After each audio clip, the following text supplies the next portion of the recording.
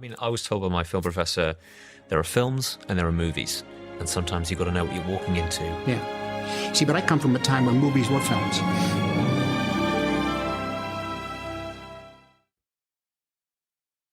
You know, I always think back to that one saying that part of the journey is the end.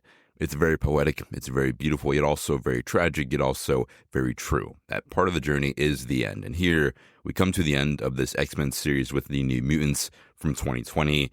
And this series, I've, been very open and very vocal and transparent by saying that I regret this series. Doing it in general was very dumb, but still, Deadpool 3 comes out today. Actually, it actually came out yesterday for the preview screening. Came out today officially, and I'm going to be seeing it a little bit later tonight. Very excited for it. By the time we're listening to this, I've probably already seen it, or I'm seeing it like right now, this very second, which I'm very excited for. I've seen early reviews. It's seeming like it's going to be a very not so good film, but yet a lot of fun, which I can't be too mad at. So we had this last movie here, New Mutants, came out in 2020. And for the context of 2020, if you didn't know, there was this kind of little global pandemic going on, which was, kind of sad and upsetting. Overall, a very bad year, not only just in real life, but for cinema and movies as well. Not a lot of films came out this year. I mean, we did have Tenet this year, actually. That was a very good movie. But, overall, not a lot of movies came out this year. Not a lot of good ones either. And this was also kind of showing the decline of cinema. We did have great films, like I said, with Soul and Tenet. Also, we had A Quiet Place Part 2.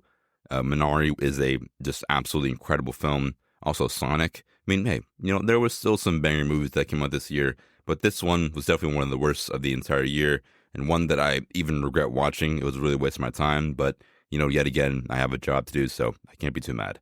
But yeah, how did I feel about New Mutants going into it? I never saw it, and I didn't want to see it. I didn't really have any problem not seeing this film until I had to do this because I had to record an episode on it. This movie actually came out after Disney bought Fox. That was when Disney bought Fox, and they had this movie kind of just sitting there. So they were like, we might as well just release the movie. I mean, that's we might as well just release the film. I mean, it's here. It's kind of like if you buy a house and you buy the house, everything's all good. You signed it, you bought it cash, yet you walk into the house and there's just this coffee table sitting in the living room. I mean, it's not anything crazy, but it's a coffee table, so you might as well sell it. You may lose a little bit of money, but hey, it's a coffee table. You can make a little bit of cash from it. May lose money, but, still whatever. It's still going to be, a little bit extra cash in your pocket. So this movie, they couldn't exactly scrap it. I mean, this film was in development hell for actual years on end, which is very upsetting because I think this film definitely had a glimpse of hope to it, a little bit of potential to be a good film. This movie goes very heavy into the horror aspect, which is something that can be very good if they do it right. But in this movie, they definitely, very much so pulled back on that, which is very upsetting because I think Josh Boone, he had a vision for what this film could be. He really wanted to go full horror with it, a lot of gore and gruesome, scary sequences, but yet it doesn't really have that. You can tell that this movie definitely did have a lot of corporate interference and definitely has a lot of different cuts for the movie. I remember when I first saw the trailer, I was like, okay, that looks pretty cool. And this movie got delayed 3 or 4 times. And then there was rumors of reshoots and rewrites, reshooting half the movie. And I remember seeing one time Anya Taylor-Joy had an interview where she was asked, hey, the New Mutants looks really good. When's it coming out? I heard reshoots are going on. And Anya Taylor-Joy, an actor in the movie, said that the reshoots weren't even happening. So so clearly this movie had a lot wrong with it, a lot of just bad stuff going on behind the scenes, which definitely impacted the overall product. But even if this movie had really good stuff behind the scenes, I don't think this film's even that good. I mean, it's clearly a very weird misstep for Fox to take at the time. I'm not sure what they were thinking, what they were cooking up, but this movie isn't really doing it. And as for release and reception, this film made $49.2 million against a budget of $67 million, which is definitely a flop. There's no denying that at all. I understand it's 2020, but this movie definitely was a very big loss for the studio, and one that I think just might as well shouldn't have even released. I mean, you could have done just I think a million different other things besides releasing this movie to make more money, but whatever. It's if they didn't do it, it really wouldn't have hurt them that much, but if they did do it, it's kind of whatever. I mean, I don't know.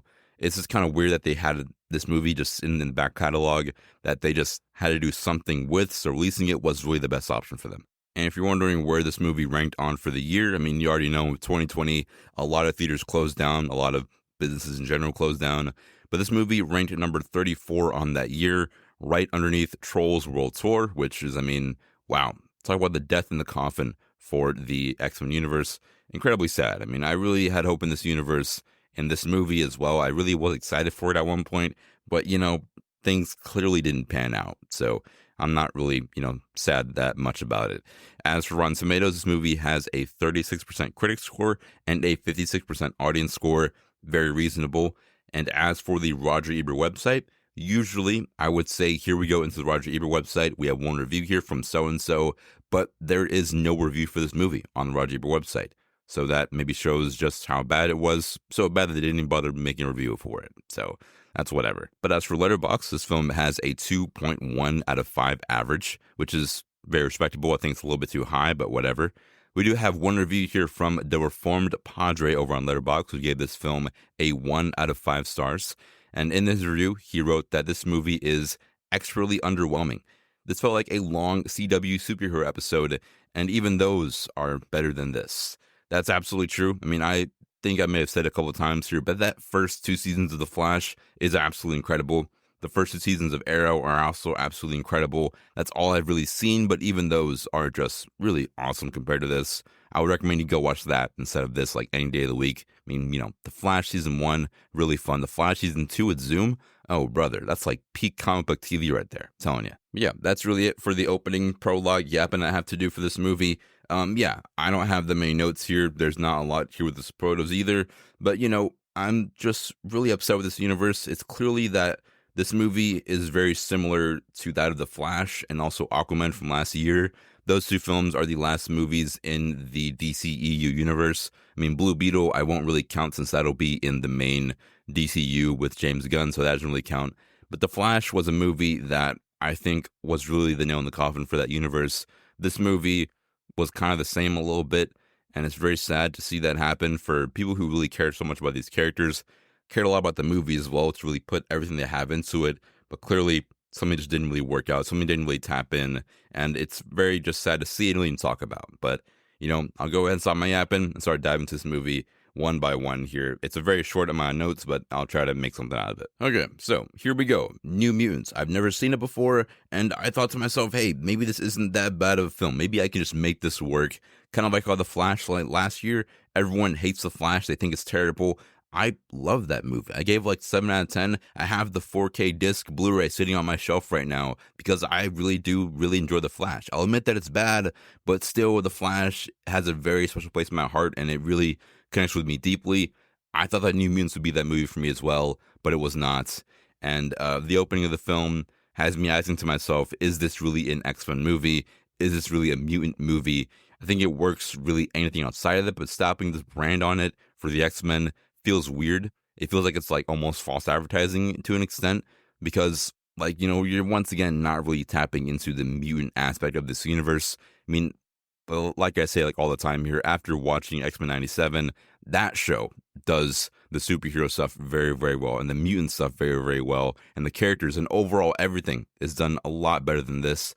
So I wish that, Fox really tapped into what 97 tapped into, because that is good. And this is not really doing a good service to the X-Men brand. But yeah, this movie is just overall really, really bad. From the set design, costume design, lighting, the editing, the directing, the screenplay, the acting to an extent as well is also very bad. I think the VFX actually may not even be that bad, actually, but still, it doesn't really matter because this movie just still does things very, very poorly. I mean, it's just basic things like when I watch a conversation, the way it's shot and the way it's cut to sync to another scene, that feels so awkward that I can't even really describe it. You just have to see it with your own eyes because it really speaks for itself. I'm not even the kind of guy to really analyze films like that, but when it's something this noticeably bad, how the dialogue is very weird and how things are cut very just poorly, really basic filmmaking 101 things here, that's what makes it just very hard to go through. But, still I watched the whole movie. I'm not sure how, but, going a little bit further, I love Game of Thrones. We had Sansa Stark in the other previous X-Men movies as Jean Grey. This one, we have Arya Stark, who is very cool. And I love that character. I love this actress as well. So I had to think to myself, how can they do this really, really bad? I mean, she's a great person. They can't really mess this up that bad. Yet I wish she wasn't in the movie because, it's just dumb. Like, kind of like how our main character attempts suicide and then Arya Stark said, maybe we both should have jumped. That's like kind of horrific to say to someone who just tried to kill themselves, that maybe we both should jump instead.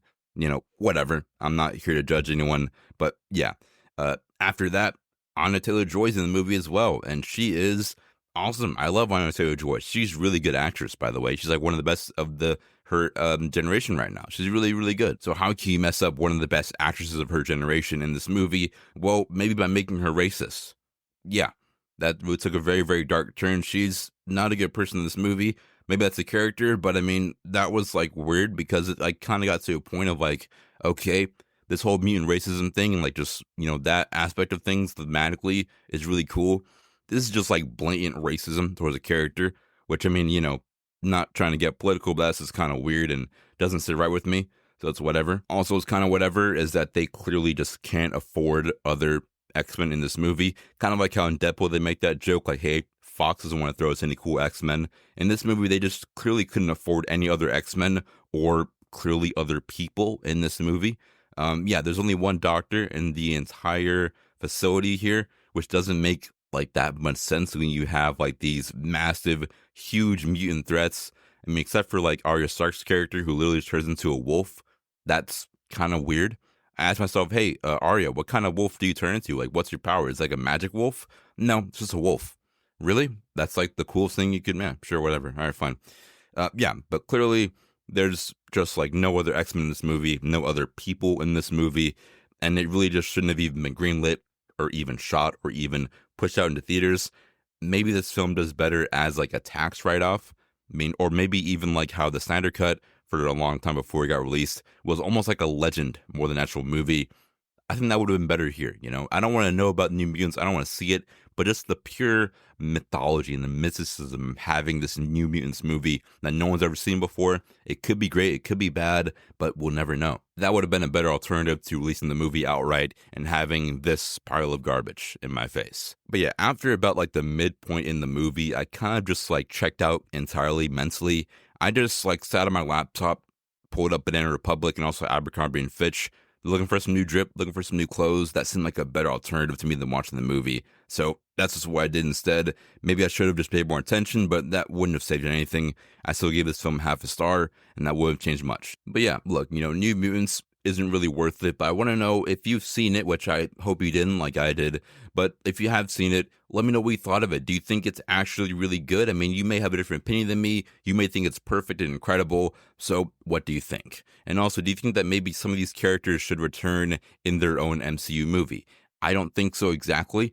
I know that the MCU is kind of going for a, new Young Avengers kind of thing they're doing right now with Miss Marvel and also Haley Steinfeld's character. I forgot her name right now. Kate Bishop, I'm sorry. But even though they're doing a Young Avengers thing, it would be kind of cool for them to do a Young New Mutants roster at some point in the MCU.